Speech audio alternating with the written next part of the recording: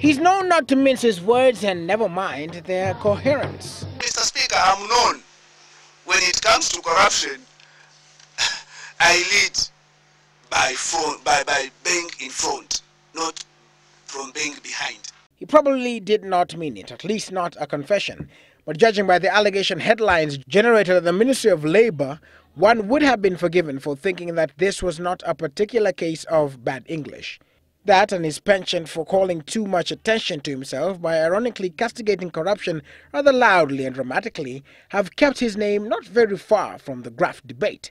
Just a day before the President's surprise directive on corrupt public officers, Kambi was in his true element.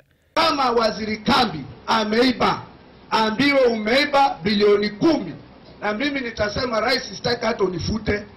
Kambi even pronounced a suitable punishment for himself.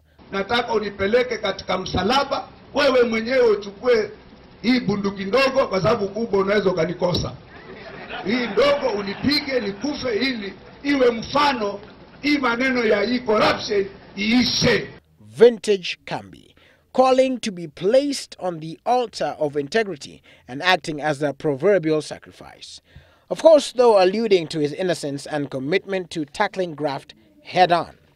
Given that his name is among the 175 on the EACC graft list, we sought a right of reply from the man at the helm of the Labour Ministry.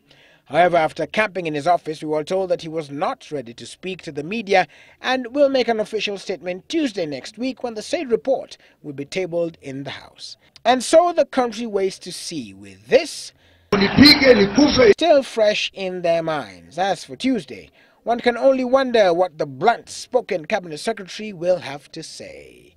Willis Raburu, Citizen